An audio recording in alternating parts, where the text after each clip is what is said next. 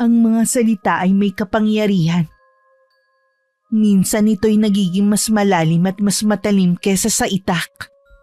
Kapag nasambit, ito'y nagiging tila anino na sumusunod sa atin.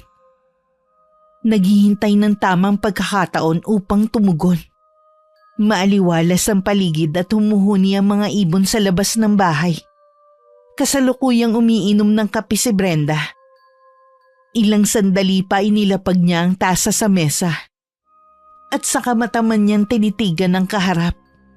Ang kanyang pinsan naman na si Corina ay hindi mapakali sa pagkakaupo sa harap niya. Kinakabahan at bahagyang nag-aalangan sa paghingi ng tulong. Malamig kasi ang pakikiharap ni Brenda at nakataas ang kilay habang nakatingin sa kanya. Brenda, pasensya na kung nakakaistorbo ako. May emergency lang kasi sa bahay kaya hihingi sana ako sa iyo ng tulong. Ngayon lang naman ako lalapit sa iyo eh. Ngayon lang? Hindi na bago yung sinasabi mo, Corina. Hindi lang naman sa akin ka lumalapit at humihingi ng tulong, kundi pati na rin sa iba nating kamag-anak. Sa tingin mo hindi ko alam yan? Oo nga, pero pangako, babayaran kita kaagad kapag may nakuha na akong pera. Pangako? Ilang beses ko nang narinig sa'yo yan eh. Ang problema kasi sa'yo, hindi ka marunong magtanda. Parang lagi kang naghahanap ng taong sasalo ng problema mo. Hindi ko gustong maging pabigat. Kailangan ko lang talaga ng tulong ngayon. Tulong? Tulong ang kailangan mo? Hindi lahat ng tao sasaluhin ka na lang palagi. Matuto kang ayusin ang sarili mong problema. Huwag mo na akong idamay pa dyan. Natigilan naman si Corina. Ramdam ang kirot mula sa mga salita ni Brenda. Para siyang maiiyak sa sobrang hiyang nararamdaman ng mga sandaling yun. Bahagya na lang siyang yumuko. Para hindi makita ng pinsan niya ang pamumuo ng luha sa mga mata. Pambihira ka kasi. Bakit sa akin ka na naman humihingi ng tulong ngayon? May mga utang ka pa nga sa ibang mga kamag-anak natin eh. Hindi ka ba nauubusan ng dahilan? Hanggang kailan ka ba ganyan? Pasensya ka na, pero kailangan ko talaga ng tulong. Alam kong nakakahiya pero wala na akong ibang malapitan sa ngayon eh. Ngayon lang naman nakikiusap ako. Para naman to sa mga bata eh. Malapit na kasi mga anak si Janice at hanggang ngayon wala pa kaming pambili ng gamot. Kaya nga sinasabi ko sa'yo, magtrabaho ka na maayos. Hindi pwedeng umasa ka na lang lagi sa akin o sa pinsan ko. Hindi tama na lahat ng problema mo. Ipapasa mo na lang sa iba. Anong tingin mo sa amin? ATM? Nakakaubos ka na ng pasensya.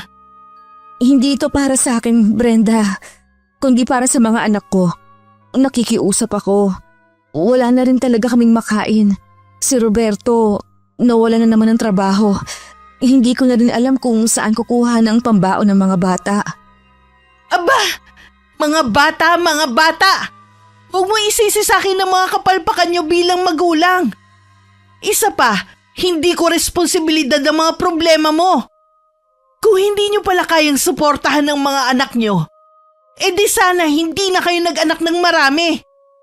Alam kong hindi mo ito responsibilidad, pero hindi ko na talaga alam kung kanino palalapit. Kahit kaunting tulong lang sana. May kaya ka naman sa buhay kaya ako sa'yo lumalapit. Hindi tungkol sa kung may kaya o wala ang usapang ito. Kailangan mo kasing matuto ng leksyon. Kung patuloy kang aasa sa iba, walang mangyayari sa'yo. Tingnan mo nga yung si Roberto. Lahat na lang ng trabaho ay tinatanggihan. Paano kayo aasenso sa buhay niyan? Unti-unting tumigil sa pag-iyak si Corina. At naging malamig ang kanyang boses nang muling magsalita. Brenda, palagi mo na lang ako minamaliit. Alam ko mahirap ang sitwasyon ko. Pero hindi mo alam ang lahat ng pinagdadaanan namin. Hindi ka ba talaga naaawa? Hindi ito madadaan sa awa. Disiplina at responsibilidad ang pinag-uusapan dito. Paano ka magbabago kung hindi ka naghahanap ng tamang solusyon sa mga problema mo?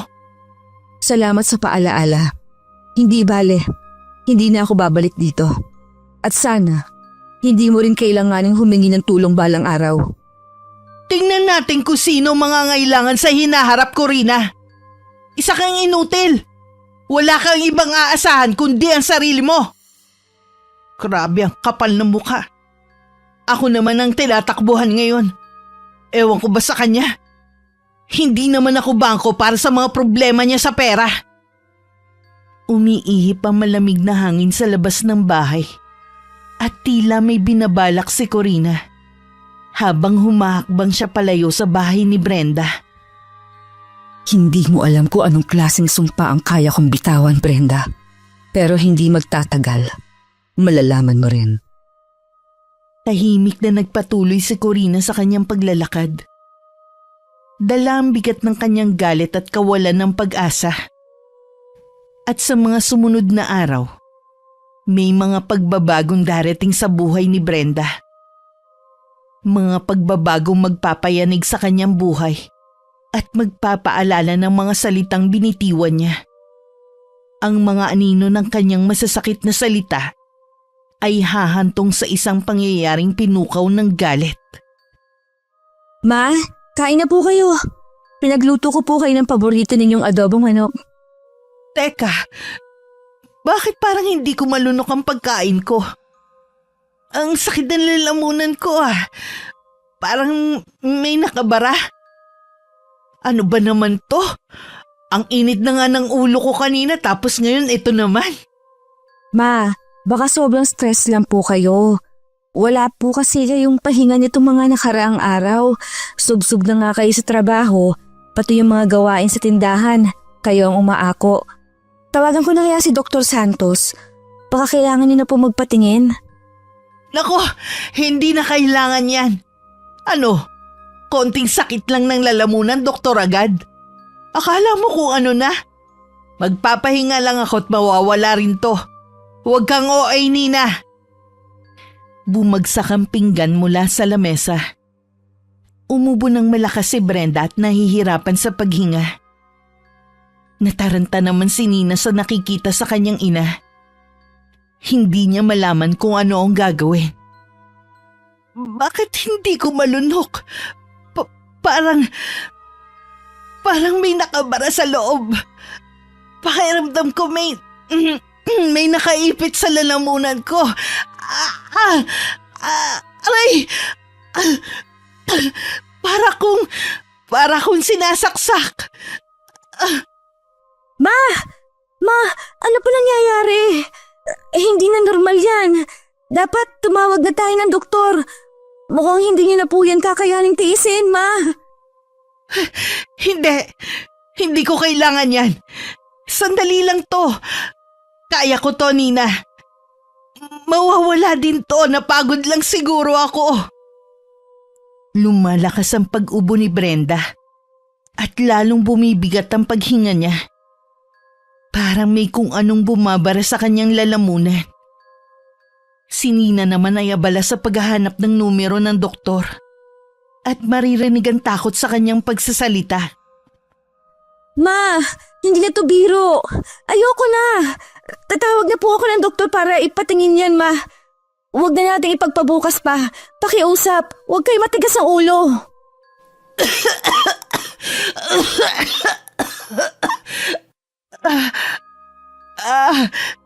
Wala akong sakit, Nina.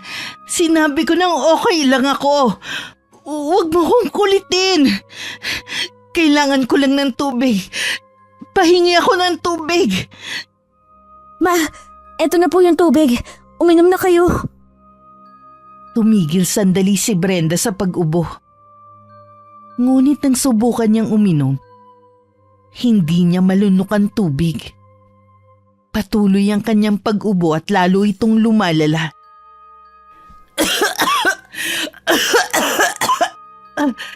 Hindi ko kaya. Hindi ko malunok. Hindi ko maintindihan. Bakit parang lalong nagbabara ang lalamunan ko?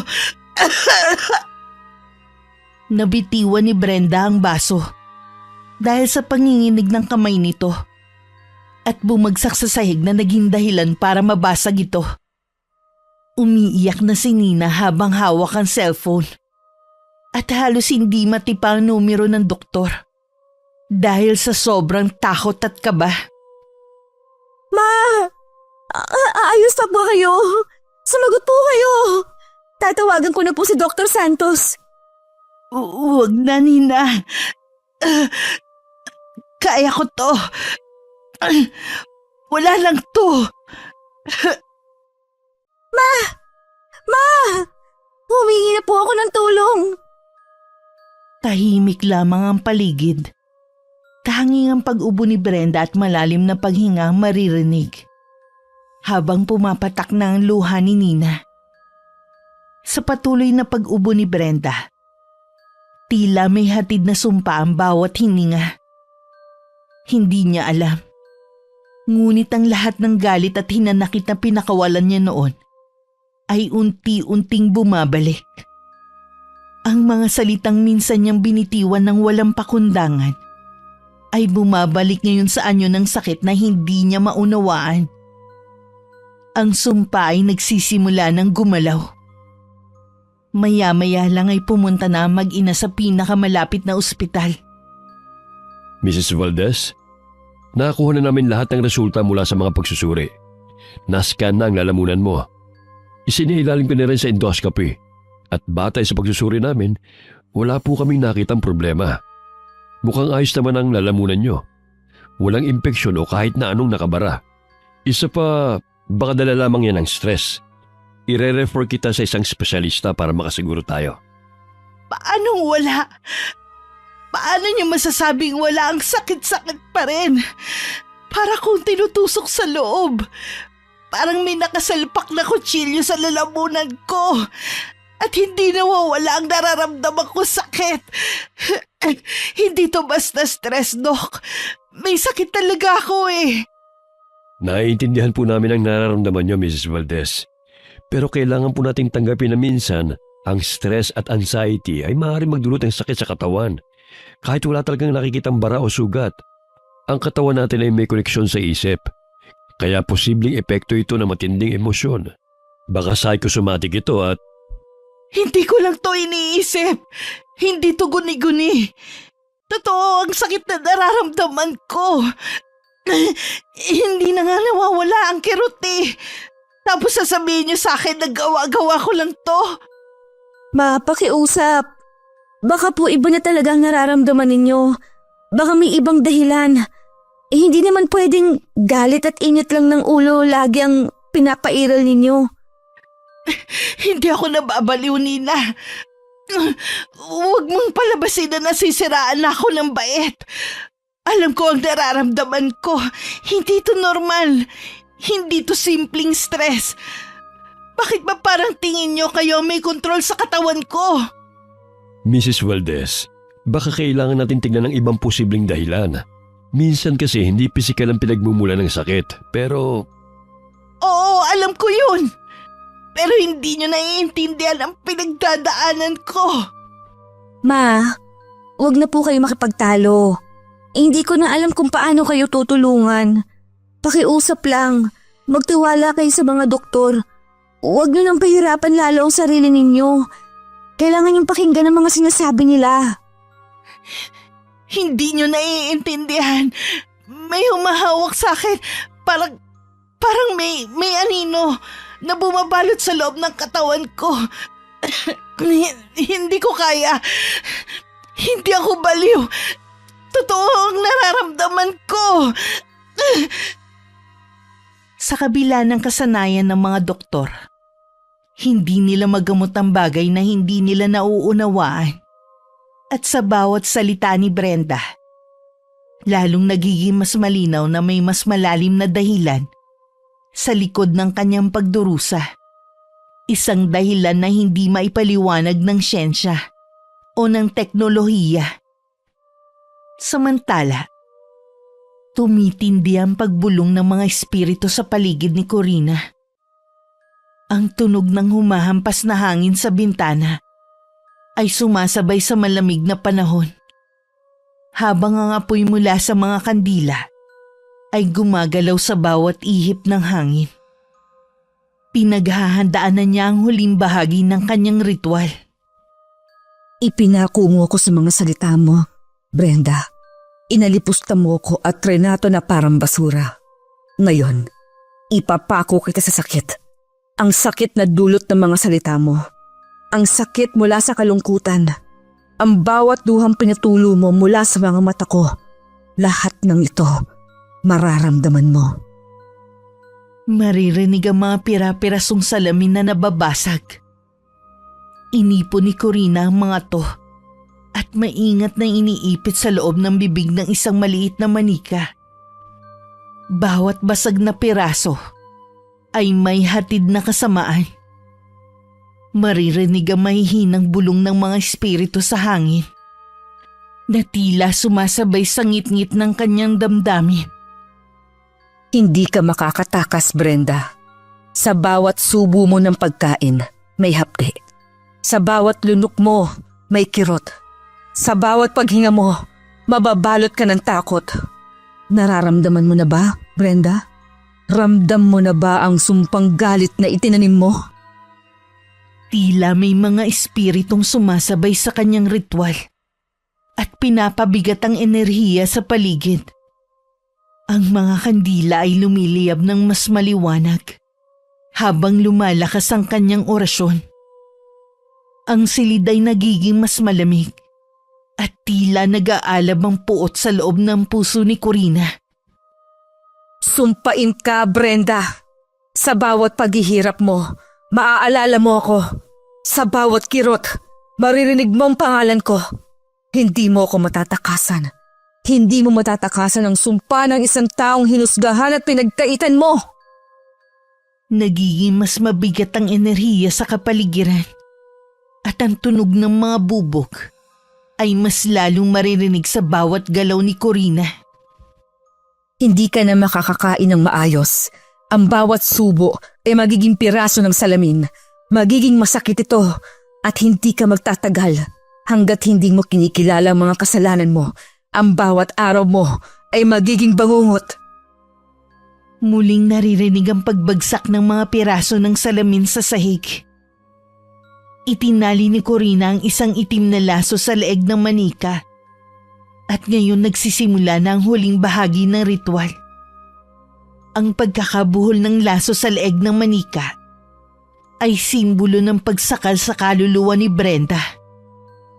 Kapag bumalik ka sa akin, sa harap ng aking pintuan, sa harap ng taong sinaktan mo, doon ka lang mapapalaya.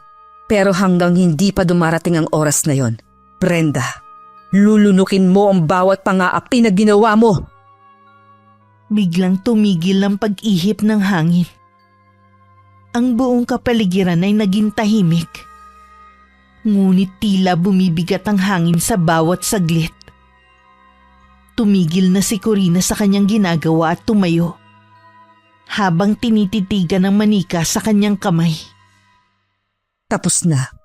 Mula ngayon, Brenda, mabubuhay kang nararamdaman ng bawat kirot na inani mo. Ang sumpa ay nakadikit na sayo. Humupa ang mga bulong ng madilim na enerhiya. Ngunit naiwan ng malamig na presensya sa hangin. Tumayo si Corina sa gitna ng silid. Hawak ang manika sa kanyang kamay, na tila isang tropeyo ng kanyang paghihigante. Tandaan mo, Brenda, hindi lahat ng sugat ay naghihilom. Ang sugat na dinulot mo ay mag-iiwan ng pilat sa'yo, sa katawan at sa kaluluwa mo. Muling bumalik ang katahimikan sa paligid at maririnig ang mga huni ng ibon sa labas ng bahay ni Corina. Ngunit nag-iwan ng marka sa bawat sulok ang kanyang galit. Kinabukasan sa bahay ni Brenda, naglakas loob si Nina na sabihin sa kanyang ina ang isang bagay na ilang araw na niyang iniisip. Ma, baka po hindi ninyo magustuhan ang sasabihin ko. Pero narinig ko kay Ate Merly na may manggagamot sa kabilang bayan. Baka makatulong po siya sa inyo. Ano? Magpapaalbularyo ako? Nina, Di ba sinabi ko na sa'yo? Huwag na. Ayoko sumubok ng ganyan. Parang kalokohan lang naman yan eh. Pero ma, lahat po ng doktor na pinuntahan natin wala namang makitang problema sa inyo. Yung sakit sa lalamunan nyo, hindi na yan normal. Maraming pinapagaling si Mang Joaquin na hindi kayang ipaliwanag ng medisina. Kilala siya sa baryo, ma. Baka sakaling makatulong po siya. Hindi ako naniniwala sa mga ganyang bagay, anak. Bakit ko naman susubukan? Ilang doktor na ang sumuri sa akin. Hindi pa rin nila mahanap ang dahilan ng sakit ko. Tapos, magpapaalbularyo naman ako ngayon. Ano naman ang magagawa ng isang albularyo, ha? Alam ko po yun, ma. Naiintindihan ko kayo. Pero ilang araw na po kayong ganito. Wala na rin kayong ganang kumain.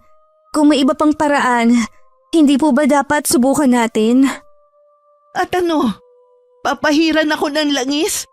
Magdadasal ng kung ano-ano? Tapos sasabihin na may espiritu raw na nagpapahirap sa akin? Wala namang masama kung susubukan natin. Hindi po ba? Halos lahat ng paraan nagawa na natin, ma. Alam kong pagod na kayo. Kaya ayokong nakikita kayong nagkakaganito. Ayoko ng ganito, anak. Ang sakit. Araw-araw na lang ganito. Kahit tubig, hirap akong lunukin. Yan na nga po, ma. Lalo kayong nahihirapan. Sabi nila, malawak ang kaalaman ni Mang Joaquin tungkol sa mga bagay na hindi maipaliwanag ng mga doktor. Tsaka, totoo ang mga sinasabi ni Ate Merly. May mga gumaling sa kanya. Yung mga hindi nakakahanap ng lunas sa ospital. Ay, at ano naman ang gagawin niya? Papadapain ako tapos dadasalan? Nako, baka mas mahirapan pa ako at lumala tong nararamdaman ko. Hindi po, ma. Hindi naman siya ganun. Hindi kanya pahihirapan. Sabi ni Ate Merly, maingat siya. Nagdarasal lang siya. Baka nga po may makita siyang hindi nakita ng mga doktor. Halos lahat na ng paraan na subukan na natin pero baka may pag-asa sa ganitong paggagamot. Bakit ngayon mo lang sinabi yan, Nina? Kung tingin mo makakatulong yan, sana noon mo pa binanggit. Ayoko po kasing madagdagan ng mga inaalala ninyo. Pero ngayon, nakikita ko na hindi na kayang sagutin ng mga doktor ang mga tanong natin tungkol sa sakit ninyo. Ayoko pong umabot sa puntong mawawalan na tayo ng pag-asa. Kaya sana naman, ma, subukan lang natin. Pwede po ba? Hindi ko akalain na darating tayo sa ganitong sitwasyon. Pero siguro nga, wala na akong magagawa. Lahat sinubukan ko. Parang wala nangyayari. Sige na nga, wala rin naman akong ibang pagpipilian ngayon eh. Salamat naman. Hindi po kayo magsisisi. Gagawin ko lahat na makakaya ko para tulungan kayong gumaling. Huwag kang masyadong umasa, Nina. Hindi pa rin tayo sigurado kung makakatulong nga yan. Pero dahil sinabi mo, susubukan ko. Ma, salamat. Baka kasi magsisi tayo kung hindi natin susubukan. Ito na siguro ang sagot. Bukas, pupunta na tayo kay Mang Joaquin at magpapagaling po kayo roon. Kinaumagahan, maririnig ang mga tunog ng ibon at mga kulisap sa paligid. Sa labas ng bahay ni Mang Joaquin, nakapalibot ang mga halamang gamot at maaamoy ang luya at bawang. Magkasama sina Brenda at Nina at parehong tensyonado habang nakatayo sa harap ng pinto ng bahay ng albularyo. Ang kahoy na pinto ay lumang-luma na at mukhang marami ng pinagdaanan, tulad ng taong nasa harap nila ngayon. Teka, ano ba tong pinasok natin, Nina? Hindi ako sanay sa ganito. Para akong binabalot ng kung ano. Ma, kalma lang po kayo. Nandito tayo para humingi ng tulong. Ma, magiging okay din kayo. Naku, Nina, wala naman akong sakit na kaya niyang pagalingin eh. Pero sige na nga, nandito na tayo eh. Tapusin na lang natin to. Pagbukas ng lumang pinto, ang tunog ng kahoy ay parang nagmamarka ng kasaysayan. Ang loob ng bahay ay maliwanag sa kabila ng pagiging simple nito. May mga kandilang nakasindi at mga halamang gamot na nakasabit sa pader. Lumabas si Mang Joaquin, isang matandang lalaki na nasa higit 50 anyos na, at malalim ang mga mata. Tumango siya na para bang inaasahan na niya ang pagdating ng mag-ina. Magandang araw. Ikaw si Brenda, tama ba? Halika kayo sa loob. Mukhang matagal-tagal na rin kayong nahihirapan. Nababasa ko sa inyo ang bigat ng sakit na dinadala nyo. Nakapagpatingin na ako sa ilang mga doktor, pero wala silang makitang sakit sa akin. Ano bang magagawa nyo na hindi nila kayang gawin? May mga bagay na hindi kayang makita ng mga mata o marinig ng mga tenga. Pero may mga enerhiya na mas malakas pa kaysa sa sakit sa katawan. Kung gusto mo ng tulong, kailangan mong buksan ang isip mo. Sige, sinabi ko na sa anak ko na wala na akong magagawa. Susubukan ko na lang to.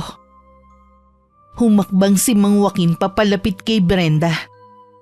Hinawakan niya ang mga kamay nito at tila may nararamdamang kakaibang enerhiya mula sa kanya. May malalim na sugat ang kaluluwa mo, Brenda. At ang sugat na yan ay mas mabigat kaysa sa inaakala mo. Yan ang dahilan kaya ka naparito, hindi ba?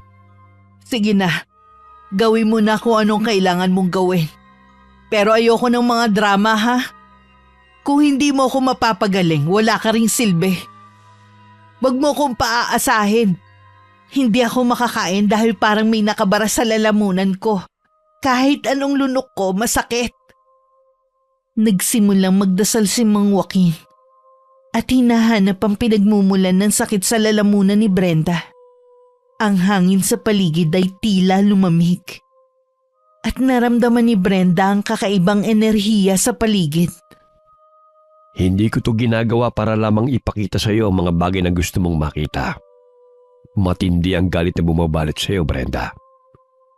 Ito ang pumasok sa isip at katawan mo at naging daan para magkaroon ka ng karamdamang hindi mapaliwanag.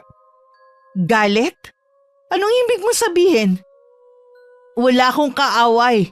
Wala akong ginawang masama para sumpain ng kahit sino. May taong nagtatanim ng matinding galit sa iyo. Galit na malalim ang pinagmumulan pero hindi mo napapansin. Galit na naging daan para isumpa ka, Brenda. May piraso ng bubog sa lalamunan mo. Hindi ito pisikal na bubog, kundi espiritual. Ang ganitong uri ng sakit ay hindi kayang pagalingin ng mga doktor. Huwag kang magpa-opera dahil malalagay sa peligro ang buhay mo. Bubog? Anong sinasabi mo? Paano mangyayari yun? Hindi mo ko kilala. Paano mo nalaman ang mga bagay na yan tungkol sa akin? Makinig ka sa akin, Brenda. Hindi ko kailangang kilalanin ka ng personal. Napakalakas ng galit na dala mo. At yun ang dahilan.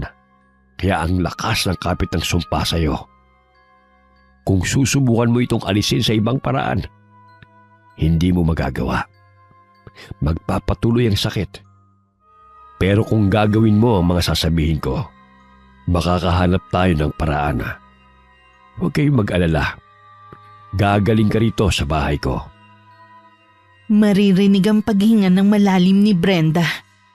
Labis ang kaba ngunit pilit na pinipigilan ng sarili na maniwala.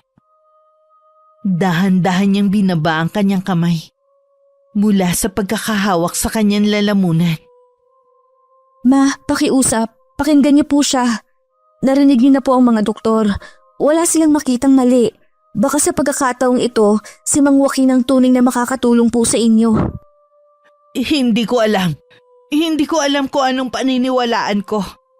Hindi to normal. Hindi ko maintindihan. Hindi lahat ng bagay ay kayang ipaliwanag ng siyensya. May mga bagay na hindi nakikita ng mata o nararamdaman ng katawan. Ang espiritu ay isang malakas na bahagi ng ating pagkatao. At kapag may nasira, Buong pagkatao natin ang apektado. Ang hirap paniwalaan na may sumpa, na may galit na ganito katindi. Sinong gagawa nito sa akin? Isang taong hindi mo binigyan ng halaga. Isang taong nasaktan mo nang hindi mo namamalayan. Ang mga salita mo, Brenda, ay parang mga sibat na bumabaon. At sa pagkakataong ito, bumalik ang mga yun sa iyo. Alam mo minsan, ang galit ay tulad ng basag na salamin. Kapag sinira mo ang tiwala ng iba, naiiwan sa iyo ang piraso ng salamin. Paano ko ito mababago? Paano ko matatanggal ang sumpang yan? Paano ko ibabalik ang lahat ng nasira? Kailangan mong harapin ang taong yon at magpakumbaba. Hindi ito madali, pero dapat mong gawin. Ang galit ay hindi basta nawawala. Kailangan itong alisin at kailangan mo ring ayusin ang relasyon mo sa taong ito. Handa ka bang gawin yun, Brenda?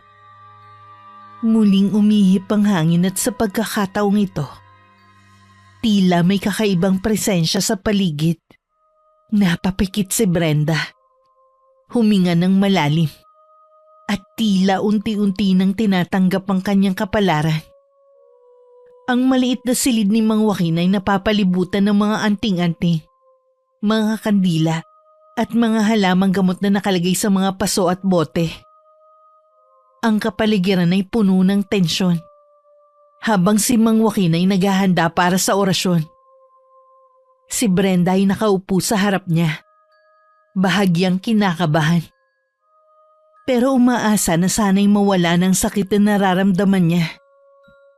Simulan na natin. Kailangan mo ng lakas ng loob, Brenda. Pero binabalaan kita. Minsan mas lumalala ang sakit bago ito mawala. Hinahanda na ni Mang Joaquin ang kanyang mga gamit. Mga maliit na kandilang sinisindihan at mahihinang bulong ng mga orasyon. Nina, parang hindi ko kaya. Ma, kaya niyo to. Nandito lang po ako sa tabi ninyo. May enerhiyang bumabalot sa iyo, Brenda. Matagal na itong umaaligid at sinasadya kang pahirapan. Sa ngalan ng mga ninunuot ng mga espiritu ng lupa, alisin ang sakit at sumpa na itinanim sa katawan ng babaeng ito. Bumulong siya ng mas malalim at mas tahimik na mga dasal. Hawak ang mga halamang gamot. Pagkatapos ay sinindihan ng kandilang nasa tabi niya. Kumalat sa buong silid ang usok mula sa kandila na para bang may sarili itong buhay. Parang nawala yung sakit. Mang Joaquin, anong ginawa mo? Pansamantala lang ito, Brenda. Malakas at matindi ang sumpa. Kailangan mong bumalik para tuluyan itong mawala at maitaboy ang kapangyarihang itim na lumulukob sa iyo. Ibig niyo po bang sabihin, Mang Joaquin, hindi ito kagad matatapos? Babalik at babalik rin ang sakit ni Mama? Malakas ang sumpang itinanim sa kanya. Hindi basta-basta. Itinali ito sa kanya sa pamamagitan ng galit at puot. Habang may kasamaan sa puso ng taong gumawa nito, hindi ito tuluyang bibitaw kay Brenda. Pero may paraan para tuluyan itong mawala. Ano ang dapat kong gawin, Mang Joaquin? Ayoko nang bumalik pa to. Ayoko nang maranasan ng sakit. Kailangan mo ng matibay na paniniwala at pagtsatsaga. Hindi ito madali. Pero magdasal ka lamang at manalig. Isa yun sa mga sandata para labanan ng sumpa.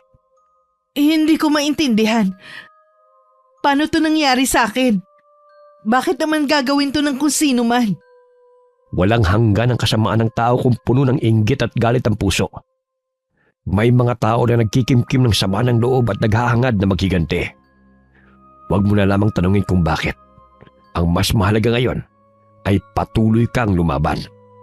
Sige, kung kailangan kong bumalik dito araw-araw gagawin ko. Kung ito ang paraan para tuluyan akong gumaling, handa akong gawin ng lahat. Magtiwala ka, Brenda.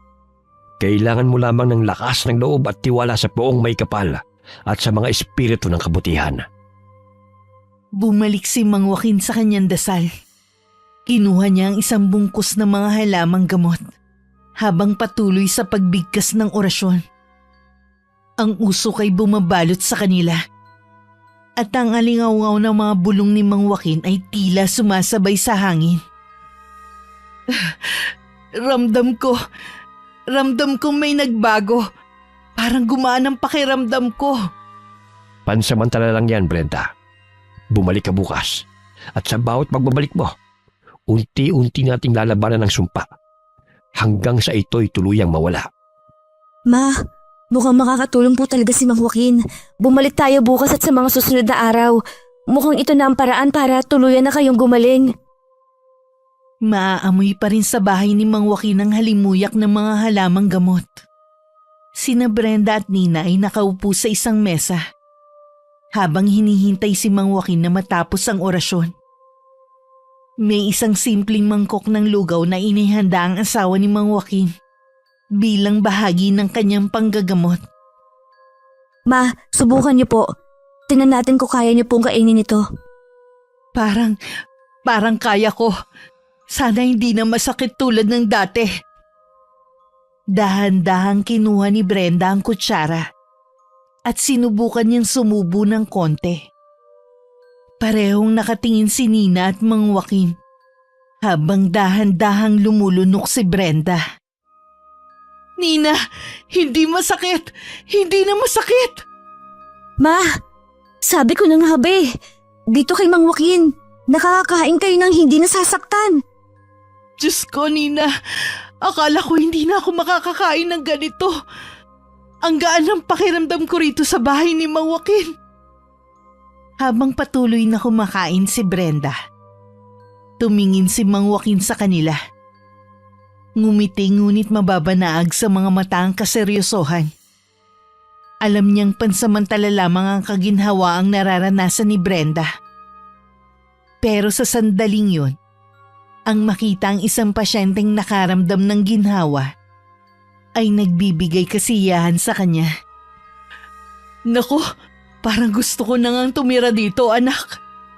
Dito lang ako nakakakain ng maayos at walang nararamdamang sakit.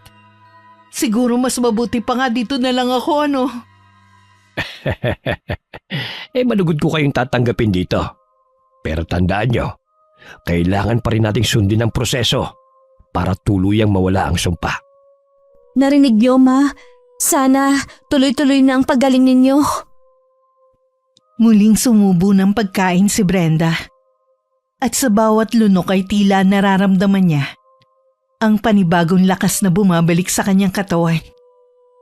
Ngunit sa likod ng kasiyahan nilang mag-ina, naroon pa rin ang banta ng sumpa na pinipilit nilang labanan sa tulong ni Mang Joaquin. Pag-uwi na mag-ina, hindi pa rin tuluyang nawawala ang sakit na nararamdaman ni Brenda. Dahil pag nandun siya sa bahay niya, bawat ubo ay parang may matalim na bagay na nakabara sa kanyang lalamunan. Maririnig ang tunog ng mga kubyertos at pinggan sa mesa sa gitna ng kanilang usapan. Habang humihikbi si Nina. Ma, gumaling kayo sa loob ng bahay ni Mang Joaquin. Pero pag uwi natin, bumabalik ang sakit. Ano bang sumpa ito? Hindi ko alam, pero natatakot ako. Nangyayari na naman, anak. Bawat subo, bawat lunok parang may mga patalim na namang nakabaon sa lalamunan ko. Hindi ko kayang lunukin kahit tubig. Parang may piraso ng salamin na nakatusok. Bakit nangyayari sa akin to? Ma, kailangan niyo pong kumain. Kung hindi kayo kakain, lalo kayo manghihina. Kailangan niyo maging matibay. Hindi po pwedeng magpatuloy kayo ng ganito. Sinusubukan ni Brenda na kumain. Ngunit bigla niyang itinulak palayo ang pinggan.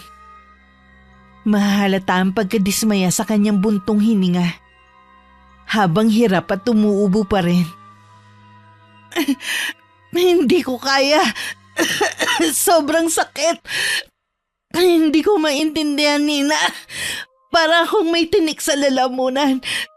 Para itong hinahati ng mga basag na salamin mula sa loob.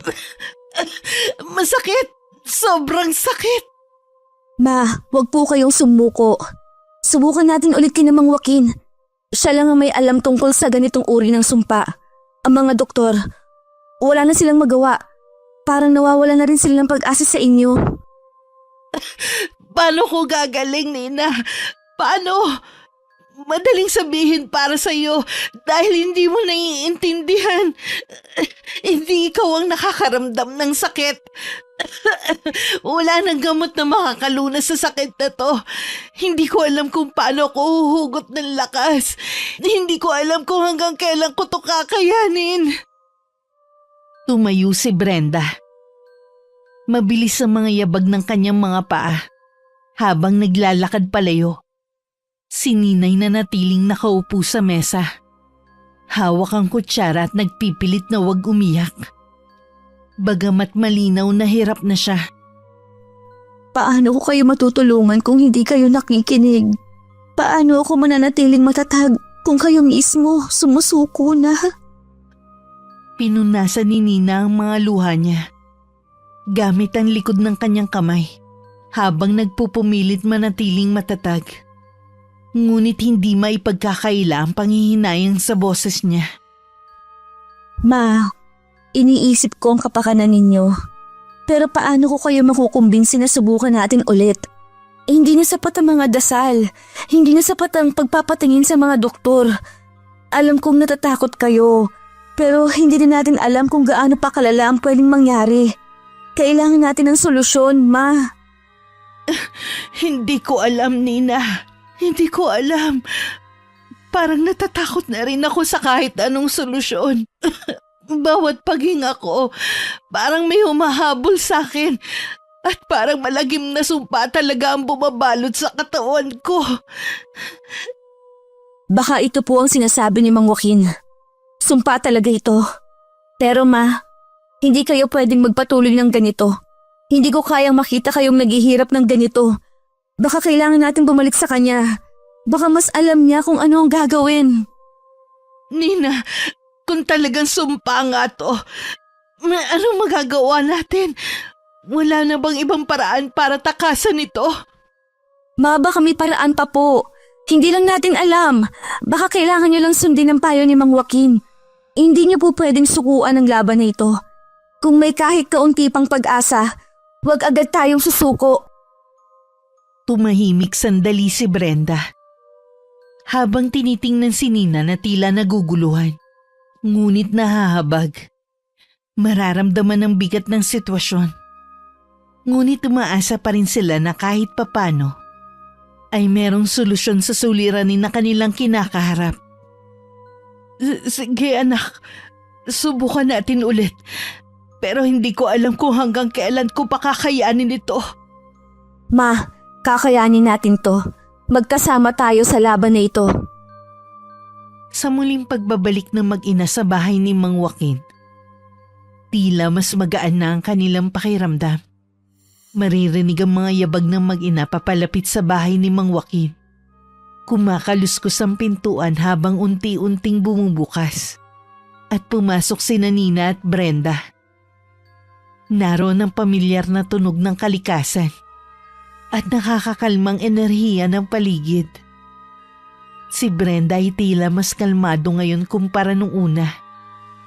Bitbit ang isang maliit na basket ng pagkain para ibigay sa albularyo. Sa muling pagtapak ni Brenda sa bahay na yun, nakaramdam siya ng kaginhawaan. Nawala rin ang nararamdaman niyang sakit na nagpapahirap sa kanya ng labis. Maupo ka, Brenda. Ipagpapatuloy na natin ang panggagamot ko sa iyo. Muling inilapat ni Mang Joaquin ang kanyang mga kamay sa lalamunan ni Brenda at sinimulan ng kanyang pagdarasal. Unti-unting naramdaman ni Brenda ang pag-alis ng kirot. Parang banayad na daloy ng kaginhawaan na pumapawi sa kanyang sakit. Ay, alam mo Mang Joaquin, tuwing nandito ako, parang may milagro. Wala ko nararamdamang kirot at nakakapagpahinga ako ng maayos. Kaya nga po, tamang desisyon na bumalik agad tayo dito.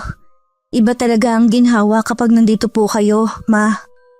Naku Nina, Parang tuwing nandito ako nawawala lahat ng masakit. Hindi ko maintindihan. Kanina lang halos hindi ako makalunok. Tapos pagdating natin dito, okay na. Kaya nga po, Ma. Malaking tulong ang panggagamot ni Mang Joaquin. Pansinin ninyo, tuwing nandito tayo, nakakakain kayo ng maayos. Kung dito na nga lang kaya tayo tumira. Wala ko nararamdaman sakit dito. Parang kaya ko nang lumaman ng isang buong lechon. Abay kung yun ang makakapagpagaling sa'yo eh. Bukas ang pintuan ko para sa inyo. May natatanggal kasing negatibong enerhiya sa katawan mo pag nandito ka. Kaya nawawala ang sakit. Ayaw na nga po ni Mama umalis dito eh. Para kaming bumibisita sa spa. Ay, kung ganito lang sana ang nararamdaman ko palagi. Kaya lang tuwing nasa bahay na ulit ako, bumabalik yung sakit. Parang may sumusunod sa akin. Oo nga po, Ma. Pag uwi natin sa bahay, hirap na naman kayo kumain. Dito lang talaga kayo nakakaramdam ng ginhawa. Pag nandito ako, gumiginhawa ang pakiramdam ko. At nakakakain ako ng walang nararamdamang sakit. Pero seryoso, baka dito na nga ako gumaling ng tuluyan. Ngunit sa kabila ng biro at tawanan, alam nilang hindi ito ang permanenteng solusyon. May higit pang kailangan gawin para magamot si Brenda ng lubusan. Baka nga may kung anong sumpa, no? Napapagod na rin kasi ako dahil sa ganitong karamdaman eh. Kung dito lang ako gumikinhawa, magpatayo na lang kaya tayo ng kubo sa tabi ng bahay niyo, Mang Joaquin. Naiintindihan ko kung bakit mo iniisip yan, Brenda. Pero ang layunin natin dito ay tuluyang alisin ang sakit mo. Hindi sapat na dito ka lang gumaling. Kailangan nating alamin ang ugat ng problema para kahit saan ka man pumunta, malaya ka na sa sakit. Oo nga no. Ayoko naman mabuhay ng takot sa pagkain. Mahilig pa naman ako sa pansit palabok. Basta, Ma, gagawin natin ang lahat para tuluyan kayong gumaling. Si Mang Joaquin ang makakatulong sa atin. Hali kayo, ipagpatuloy natin ang paggamot. Hindi magtatagal makakamit mo rin ang paglaya mo mula sa sakit na yan. Maririnig ang banayad na kaluskos ng mga dahon. Ang tahimik na dasal ni Mang Joaquin. At ang amoy ng mga halamang gamot na bumabalot sa hangin. Habang nagpapatuloy ang panggagamot. Salamat Mang Joaquin. Kung hindi dahil sa'yo, siguro hirap pa rin akong huminga at kumain. Nagkakaroon ako ng bagong pag-asa tuwing nandito kami. Maya-maya na puno ng nakabibinging katahimikan ng silid. Habang naghahanda si Mang Joaquin, naharapin ng may gawa ng sumpa. Ang mga nakasinding kandila ay lumilikha ng mga anino sa mga pader. Maririnig ang pag-ihip ng hangin na tila nagdadala ng mga mensahe mula sa ibang mundo. Brenda, kailangan nating malaman ng totoo. Hindi ito simpleng sakit. May ibang puwersang gumagalaw dito. Ano po ang gagawin niyo, Mang Joaquin? Gagamitin kong enerhiya ni Brenda bilang daan upang makipag-usap kung sino man ang nasa likod ng sumpa. Ito ang tanging paraan upang malaman natin kung sino ang nasa likod nito. Natatakot ako.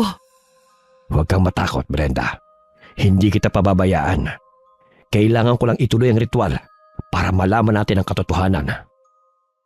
Kumuha si Mang Joaquin ng mga palito mula sa kahon. At dahan-dahang inilalagay ang mga to sa pagitan ng mga daliri ni Brenda. Unti-unting lumalamig ang buong silid. Hinahanda na ni Mang Joaquin ng kanyang mga gamit. Mga maliliit na kandilang sisindihan. At mahihinang bulong ng mga orasyon sa likuran. Ang gumawa nito sa iyo ay isang taong may matinding galit. Isa siyang mangkukulam. Sino po, Mang Joaquin? Sino ang gumawa nito kay Mama? Aalamin natin. Lakasan mo ang loob mo, Brenda. Gaya ng sinabi ko noon, minsan mas lumalala ang sakit bago ito mawala. Parang hindi ko kaya. Ma, kaya niyo to. Nandito lang po ako sa tabi ninyo. May puwersang bumabalot sa iyo, Brenda. At mukhang sinasadya kang pahirapan. Hawakan mo to. Huwag ka matakot. Hindi ko hahayaang masaktan ka nang hindi mo naiintindihan ang nangyayari.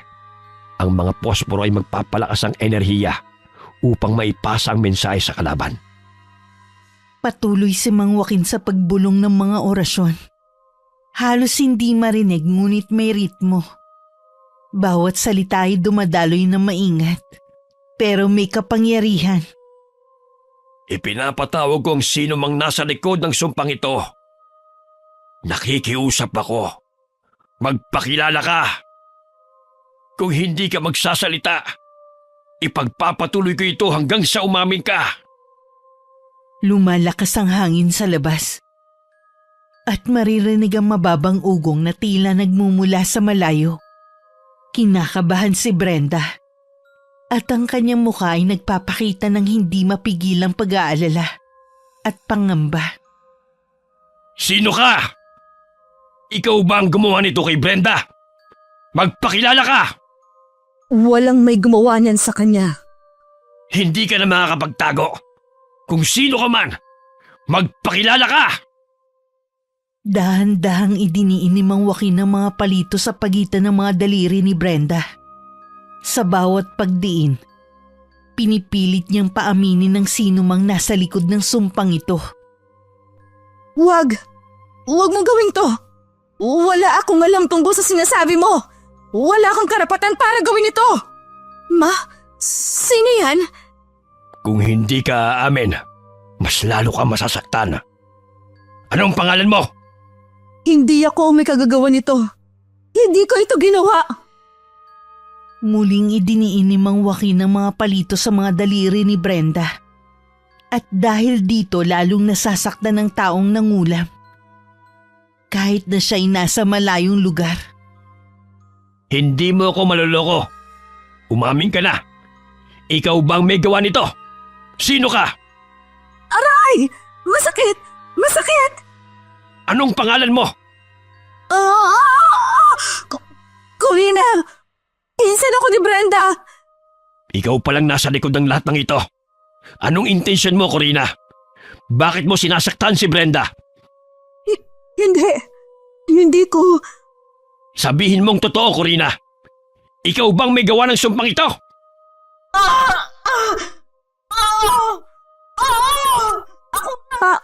Ako nga may gawa nito. Ako nga may kasagawan. Tita Corina, bakit? Anong ginawa mo kay Brenda? Gumamit ako ng budo at itinanim ko ang basag na salamin sa isang manika. Sinabayan ko ng orasyon ng sumpa. Anong dahilan mo? Bakit mo to ginawa kay Brenda? Dahil sa ginawa niya sa akin. Dahil sa mga masakit na salitang binitiwan niya. Dahil sa kasakiman niya. At labis sa pagmamataas. Hinayaan niyang maghirap kami habang siya naman nagtatamasa ng kasaganahan. Kaya isinumpa ko siya. Anong gusto mong mangyari? Aray! Ganito ko siyang... Aray! Gusto ko siyang maghirap. Gusto kong maramdaman niya ang sakit na katumbas ng naranasan ko. Kung hindi mo titigilan ang ginagawa mo, babalik sa iyong sumpa ng mas malala. Hindi mo naiintindihan, Corina. Ang bawat galit at puot mula sa paghihiganti mo, babalik sa iyo ng 10 beses. Hindi. Kalokohan lang yan. Habang ipinagpapatuloy mong sumpa, ang sakit ay babalik sa iyo ng mas matindi pa. Tigilan mo na ito, Corina. Ipawalang bisa mo na ang sumpa. Itigil mo na ito bago pa lumala ang lahat. Hindi! Nararapat ka sa kanyang sakit na to. Hinusgahan niya ako. Pinagsalitaan ng masama at minaliit ang pagkatao ko. Ito ang kabayaran sa ginawa niya. Inuulit ko, ang sakit na idinulot mo kay Brenda ay babalik sa iyo ng 10 beses kung hindi mo ititigil ang sumpa. Isipin mong pamilya mo. Sila ang pinakamasasaktan dahil sa ginagawa mo. Huwag mo akong pangunahan. Masyado kang nakikialam sa buhay ng may buhay. Hindi lamang si Brenda ang nagdurusa. Nakataya rin dito ang sarili mong kaluluwa. Huwag mong ipasawalang bahala ang mga espiritu. Naririto lamang sila, nagmamasid. Wala akong takot sa mga espiritu. Minsan na sila nagbibigay sa akin ng lakas. Kaya wag mo akong diktahan! Ang lakas na yun ay galing sa takot at galit. Yan ang dahilan kung bakit hindi ka makakawala sa sumpa. Yan ang nag-uudyok sa'yo na gumawa ng masama. At ang kasamaan ay laging may kabayaran. At anong gusto mong iparating? Kailangan mong aminin ang iyong mga pagkakamali. At para sa sarili mong kapakanan, kailangan mong alisin ang galit na lumalamon sa puso mo. At ano ang mangyayari kung hindi ko yun gagawin? Anong kaparusahan na naghihintay sa akin? Magiging sani ito ng mas matinding paghihirap. Maaaring hindi lang sa'yo, kundi pati na rin sa mga taong mahal mo. Nagiging kasangkapan ng kamalasan at kasawian ang kakayahan mo sa itim na mahika. Kailangan mong baguhin ang landas mo. Kung ipagpapatuloy mo ito, ako mismo ang gagawa ng paraan para mapilitan kang tumigil. Tama na! Masakit! Tama na! Oo na! Idatigil ko na! Hindi na idiniin ni Mang Joaquin ang mga palito. Biglang tumigil ang hangin sa labas at binalot ng malalim na katahimikan ng silid. Bumagsak si Brenda pabalik sa kanyang upuan. Hinihingal at parang nakatakas mula sa isang mabigat na pasanin. Ma! Ayos lang po ba kayo? Anak, oo, mukhang ayos lang naman ako. Maaaring pansamantala lamang ito. Kailangan natin tiyakin na hindi ka nababalikan ni Corina.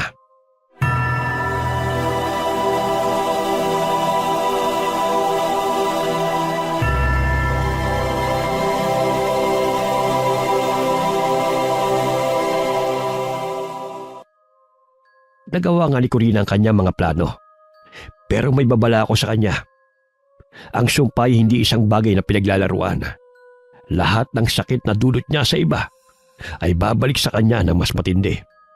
Totoo ba, Mang Joaquin? Titigil na ba siya?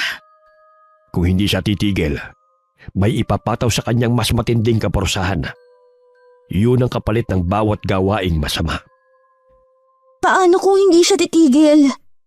Hindi ko na kontrolado ang mangyayari pagkatapos nito. Si Corina ang magpapasya sa kanyang sariling kapalaran. Ngunit isang bagay ang sigurado. Kung magpapatuloy siya, hindi niya magugustuhan ang ibabalik ng sumpa sa kanya. Mahirap isipin na ang ganitong kalupitan ay nag-ugat mula sa napakababaw na dahilan lamang. Ang ginawa ni Corina ay nagbunga ng mga nakakapangilabot na pangyayari at nagdulot ng labis na pagdurusa sa kanyang kapwa.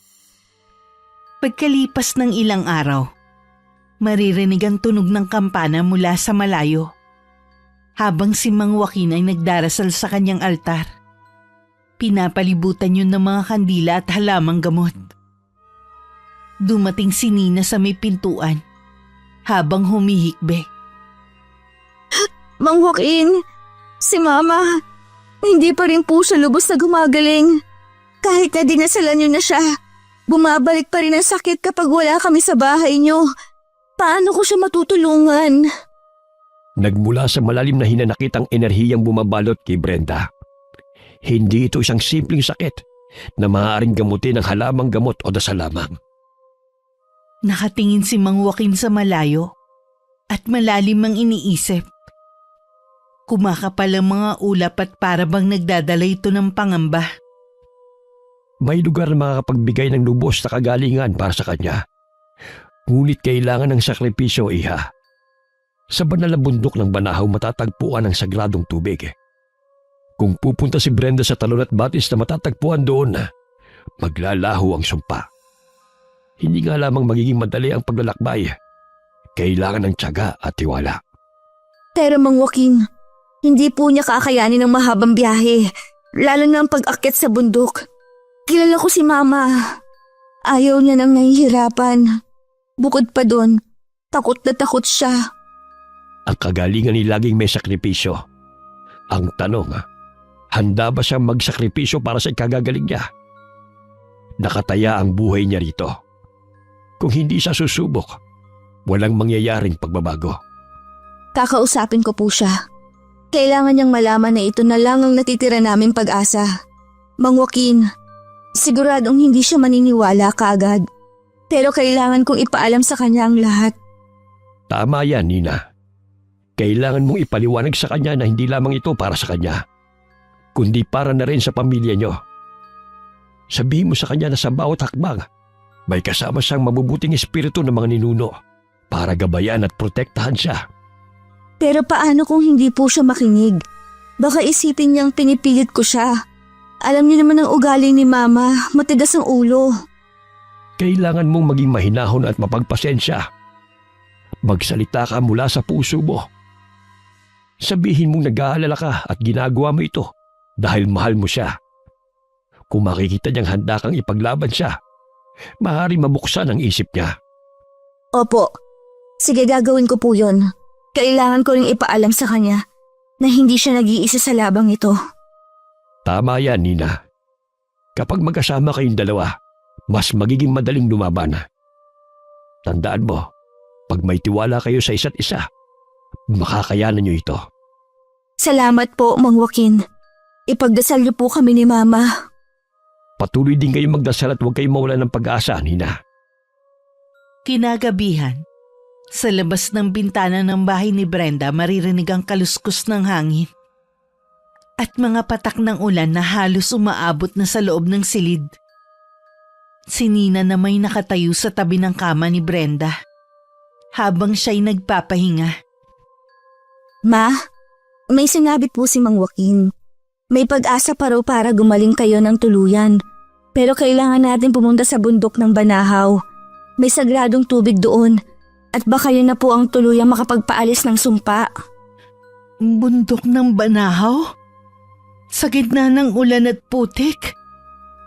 Hindi ko kaya, Nina. Masyado nang mahirap yun para sa akin. Ma, ito na lang po ang paraan. Lahat ng doktor walang magawa. Kahit si Mang Joaquin, hindi sapat ang panggagamot sa bahay niya. Kailangan natin subukan. Ito na lang ang huling pag-asa natin. Huwag po kayong susuko. Ayoko mababad sa ulan at putik. Hirap na nga ako rito. Tapos lalo niyo pa akong pahihirapan. Mapakiusap. Nasa peligro na po ang buhay niyo. Bakit ayaw yung subukan kahit isang beses man lang? Paano kung yun na lang talaga ang paraan? Patuloy na bumubuhos ang ulan at lalong tumitindi ang tensyon sa silid. Hindi sumasagot si Brenda at matigas pa rin ang kanyang kalooban. Mapakiusap. Hindi ko po kayang mawala kayo. Alam niyo ba kung gaano kasakit sa akin ang makita kayong ganito? Anak, hindi ko alam kung anong mangyayari sa akin. Baka hindi ko nakayanin. Ma, hindi po kayo nag-iisa. Kasama ninyo ako, palagi. Hindi ako aalis sa tabi ninyo. Isa pa, ginagawa ko po ito dahil mahal ko kayo. Pero anong gagawin natin sa daan papunta sa bundok? Mukhang delikado at mahirap para sa akin. Alam ko po yon, Ma. Pero kailangan nating subukan. Magdadala tayo ng anumang kinakailangan. Manghihiram tayo ng tent at iba pang mga gamit na kailangan. Hihingi tayo ng tulong. Hindi niyo to kailangang harapin mag-isa. Hindi ko alam, Nina. Baka kasi sa bandang huli wala rin mangyari. Bakit ako aakit sa bundok at maglalakad sa putikan kung wala namang katiyakan? Ma, ang bawat hakbang ay isang laban. Sa bawat laban, may pag-asa. Kayo po ang pinakamahalaga sa akin kaya gusto kong lakasan niyo rin ang loob ninyo para malampasan ito. Anak, ayoko maging pabigat sa'yo. Napakabigat na ng dalahin ko at ayokong lalo ka pang mahirapan dahil dito. Ma, hindi po kayo pabigat. Kayo po ang aking ilaw. Hindi ko alam kung paano ko haharapin ang mundo kung wala kayo. Sige na, Ma. Sabay tayong aakyat sa bundok. Kasama din po natin si Mang Joaquin para gabayan tayo at ipagpatuloy doon ang panggagamot. Mas mabisa raw doon dahil nandoon ang sagradong tubig. Kailangan ninyong maligo sa talon at batis na makikita doon para lubusang mahugasan ang negatibong enerhiya sa katawan at isipan ninyo. Sa kabila ng katahimikan ay nag-iisip si Brenda. Unti-unti nang humihina ang ulan. Ngunit nananatili ang takot na nararamdaman nila. Sige na nga, subukan natin. Pero dapat maging handa tayo sa lahat. Opo, Ma. Paghahandaan po natin ito at magkasama natin tong haharapin. Tumigil na ang pag-ulan at tila nagpapakita ng mga palatandaan ng pag-asa. Nagkaroon ng panibagong lakas at determinasyon ng mag-ina at naghahanda para sa kanilang sunod na hakbang. Pagkatapos ng 2 araw, nagsimula nang umakyat sa banal na bundok ng Banahaw sina Brenda, Nina at Mang Joaquin. Sa gitna ng hamog at malamig na hangin sa bundok, ang pagpunta sa banal na tubig ang pinakainaasahan nila. Ang landas ay madulas at puno ng mga bato. Hinihingal na si Brenda. Halatang hirap na hirap sa pag-akyat. Anak, hanggang kailan pa ba tayo maglalakad? Kanina pa tayo naglalakbay, pero parang hindi tayo lumalapit sa patutunguhan natin. Malapit na po, Ma. Kaunting na lang. Ang sabi ni Mang Joaquin, malapit na tayo sa banal na tubig. Kaunting tiis na lang. Konti. Nina, kanina mo pa ako kinukumbinsi na malapit na. Hindi ko na kaya. Ang sakit na ng mga paa ko. Ang lamig ng hangin. At ang mga kamay ko nanginginig na. Kaya mo yan, Brenda. Ang banal na tubig ay may taglay na kapangyarihang hindi basta matutumbasan. Kailangan mo magtiis at magsakripisyo para sa lunas na hinahangad mo. Hindi ko kailangan ng sermon mo, Mang Joaquin. Ang kailangan ko ay maayos na daan at pahinga. Bakit ba kasi ako pumayag dito? Bakit hindi na lang natin gawin yung dasal o gamitin yung gamot na binibigay mo? Bakit kailangan ko pa maghirap ng ganito? Gustuhin man nila Nina at Mang Joaquin na magpatuloy sa pag-akyat. Mabagal kumilos si Brenda at mukhang napipilitan na lang. Huminto siya sa isang bahagi ng daan at tumingin sa paligid at tila pinanghihinaan na siya ng loob. Ma, nasubukan na po natin ang lahat ng paraan sa bahay at sa ospital. Sabi ni Mang Joaquin, ang tubig dito ang makakatanggal ng sumpa na nakakapit sa inyo. Wala na akong pakialam sa mga banal na tubig na yan. Hindi na kaya ng mga paa kong namamanhid, ng katawan kong nanghihina na. Hirap na ako. Hindi ko na kayang ipagpatuloy to. Brenda, malapit na tayo. Nararamdaman ko ang enerhiya ng sagradong tubig. Ang tubig na tutulo sa mga bubog na sumasakal sa'yo. Makakarating na tayo doon. Kaya mo yan. Paano kung hindi? Paano kung pagdating natin sa tubig na yan wala rin mangyari? Nasasayang lang ang lakas ko. Ang hirap na pinagdaanan ko. Lalo pang lumubha ang kalagayan ko. Hindi. Ayoko na. Itigil na natin to. Ma, sakripisyo po natin to para sa ikabubuti ninyo. Wala na tayong ibang papipilian. Kailangan nating ituloy ang pag-akyat sa bundok ng Banahaw. Ibigay niyo na po ang lahat. Nandito na tayo eh. Hindi ko kaya. Ayoko na ng mahabang lakad. Ayoko nang umakyat sa bundok. Brenda, ito lamang ang pag-asa mo para gumaling ka ng lubos. Ayoko na. Hindi ko na kaya. Masyado na ako nahihirapan. Gusto ko nang umuwi. Babalik ako at maghahanap ulit ng doktor. Kahit anong operasyon pa yan, tatanggapin ko na.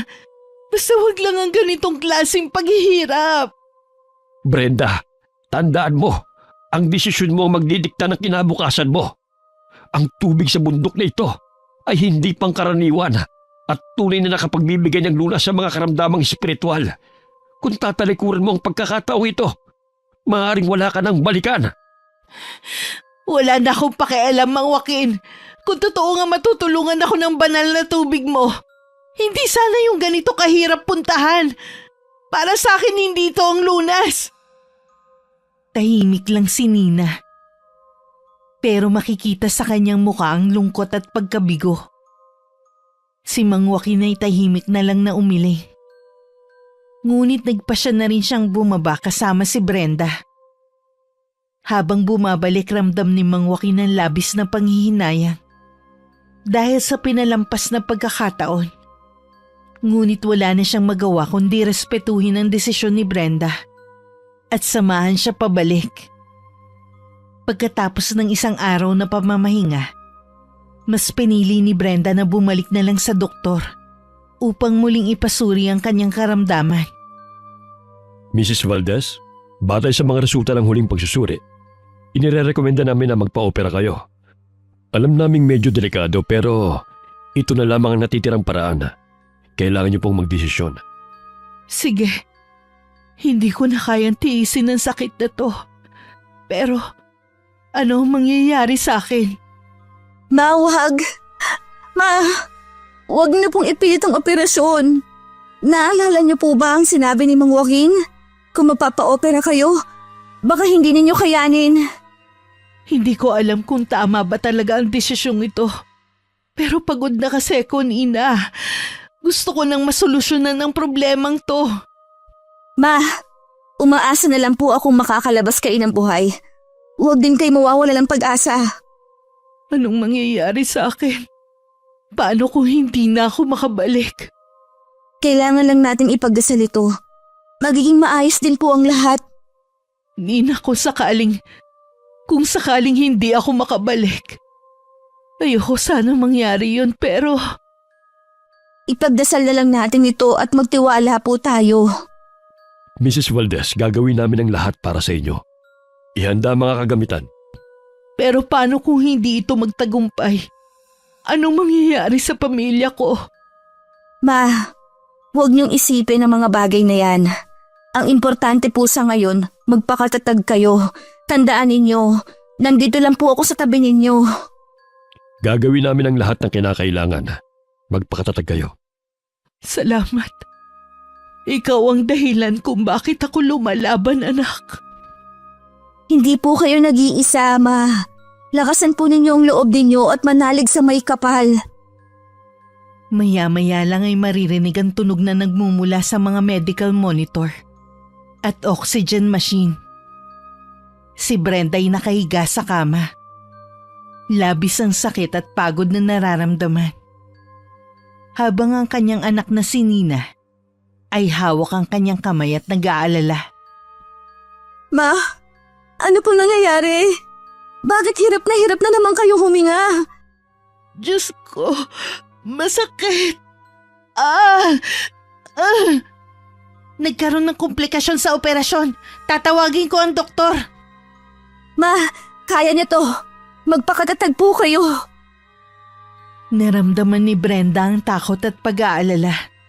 Habang nauubusan na siya ng lakas, lumapit si Nina sa kanyang ina. Ang mga luha niya ay patuloy na tumutulo sa kanyang mga pisngi. Habang nakikita niyang nanghihina ang ina. Nagiging mas kritikal ang sitwasyon. At ang pag-asa ni Brenda na gumaling ay tila nagiging malabo na. Habang nahihirapan sa ospital si Brenda, walang ibang maisip na paraan si Nina, kundi ang tawagan si Mang Joaquin at tumaasang makakatulong pa siya. Mang Joaquin, tulungan niyo po kami. Si Mama, mas lumala po ang kalagayan niya pagkatapos ng operasyon. Tama po ang una ninyong sinabi noon na hindi niya kakayanin kung magpapa-opera siya. Hindi siya makahinga ng maayos. Hindi ko na alam ang gagawin. Kalma lang, Iha. Pupuntahan ko kayo dyan. Kailangan po namin kayo ngayon. Para may masamang nangyayari kay Mama. Mas malala po siya kaysa dati. Sa kasamaang palad, may mga bagay kasing hindi kayang solusyonan ng medisina. Hindi bale, hintayin mo ako. Papunta na ako. Habang nasa ospital at naghihintay ang mag-ina, Unti-unting bumabalot kay Brenda ang alaala ng nakaraan. Mga alaala ng isang bagay na kanyang nilihim. Ang tanging bagay na hindi niya kailanman gustong ipaalam sa iba. Maya-maya lang ay dumating na si Mang Joaquin sa ospital. At may bitbit na maliit na bote ng sagradong langis na ginagamit sa panggagamot. Mang Joaquin, salamat at dumating na kayo. Si Mama, mas lumalala po ang kalagayan niya. Halos hindi na po siya makakilos at parang may pumipigil sa kanyang huminga. Karamdamang espiritual yan kaya mahirap gamutin ang modernong medisina. Mula pa sa labas ng ospital, naramdaman ko ng mabigat na enerhiya. Mang Joaquin, bakit ganito? Parang pinipiga ang puso ko. Huminga ka ng malalim, Brenda. Kailangan nating tanggalin ang sumpa mula sa ugat nito. Huwag kang mawawala ng pag-asa. May pag-asa po ba, Mang Joaquin? Basta may tiwala at pananampalataya, hindi tayo pababayaan ng poong may kapal. May aaminin ako. Nanunumbalik sa akin ang alaala na nakaraan. May ginawa akong hindi tama noon.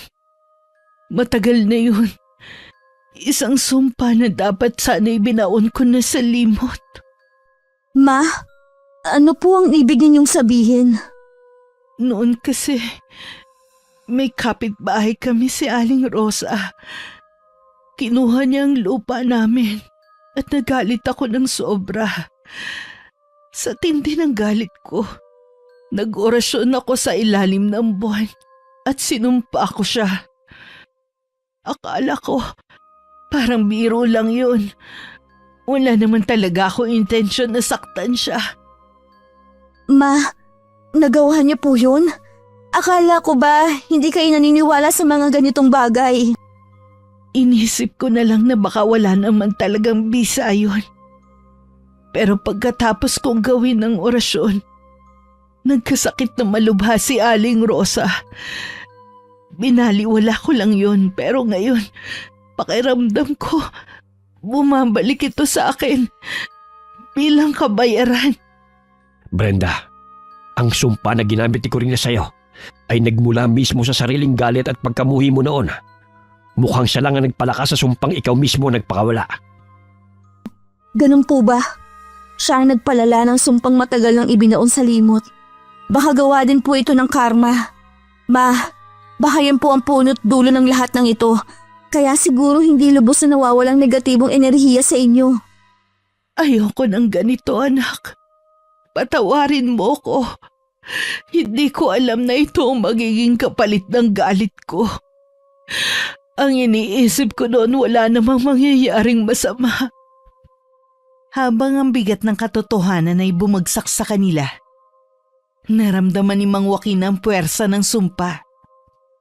Hindi lang ito tungkol kay Corina, kundi pati ang puwersa ng matagal nang naipong galit at pagkakasala ni Brenda na ngayon ay bumabalik upang maningil. Hindi ito basta matatanggal ang simpleng dasal lamang. Kailangan mong pagsisiyan ang kasalanan mo at linisin ang sarili mong kaluluwa.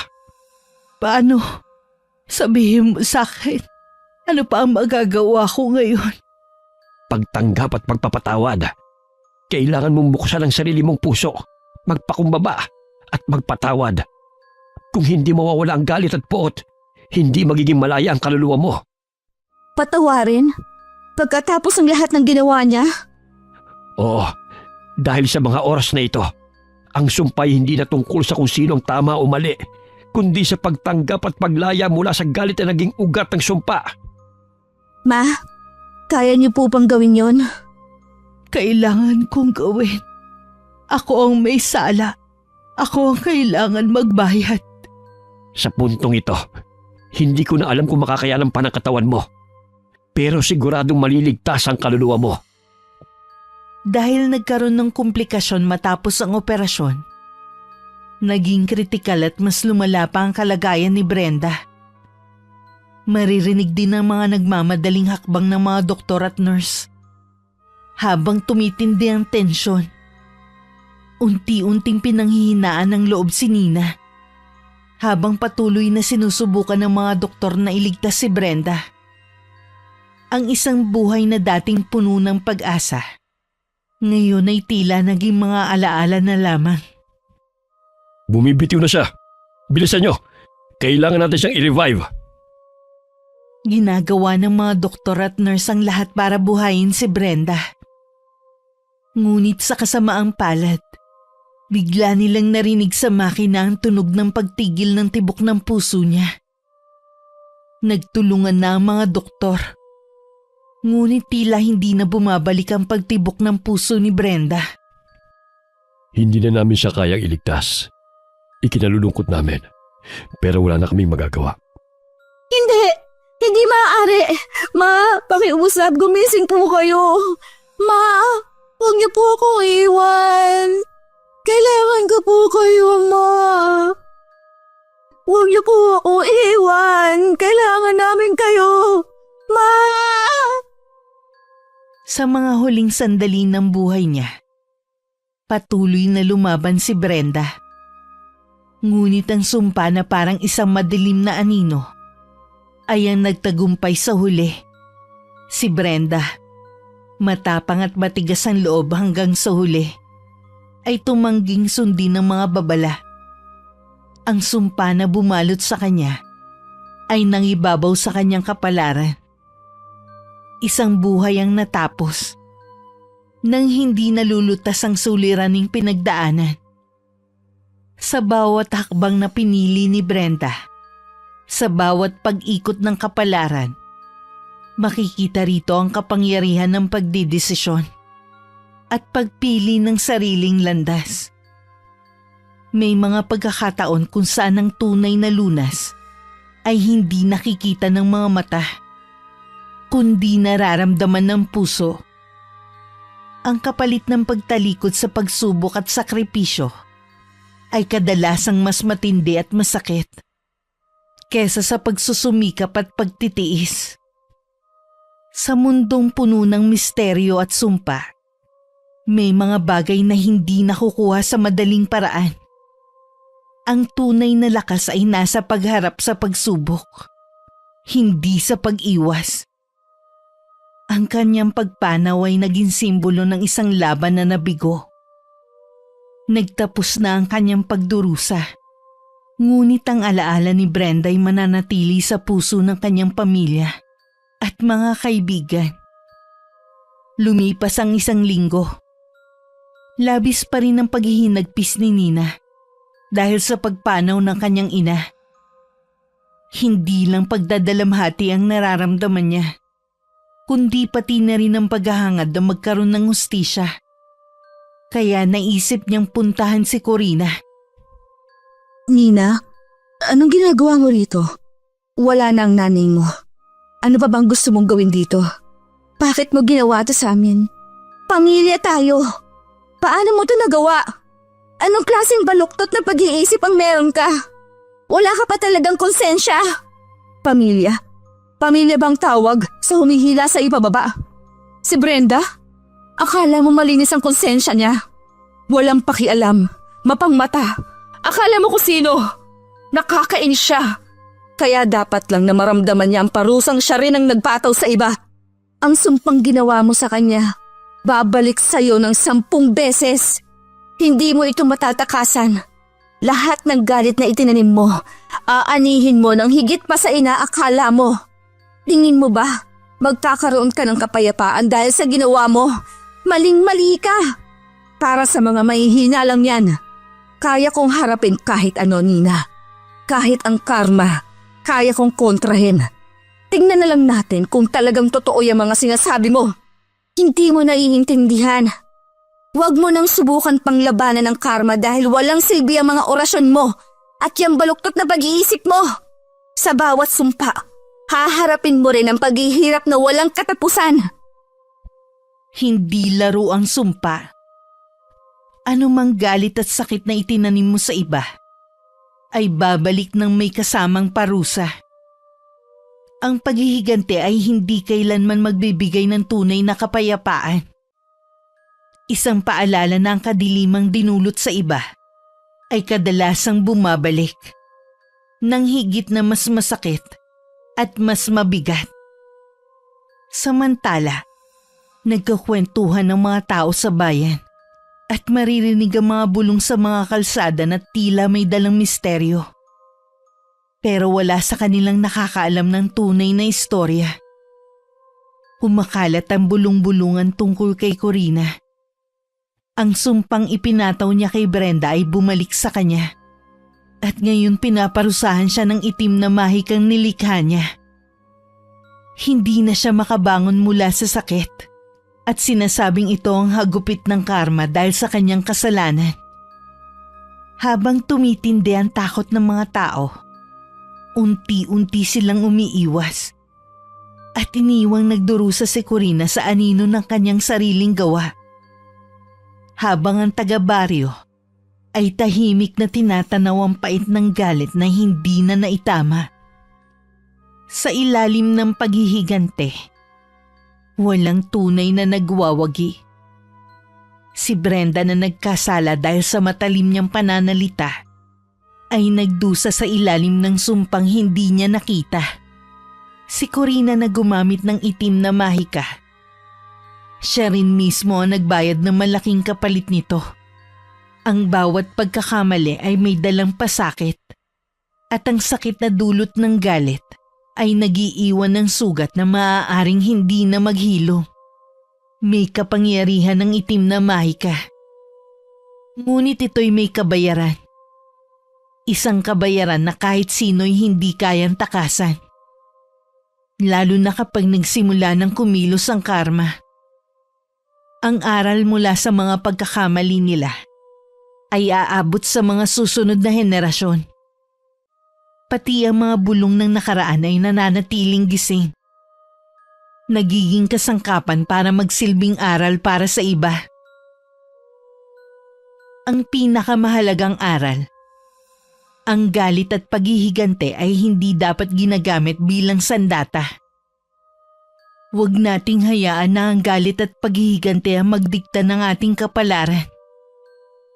Sa halip dapat pa rin mangibabaw ang pag-unawa at pagmamalasakit sa kapwa. At hayaan itong magdala ng liwanag sa ating landas. Wakas.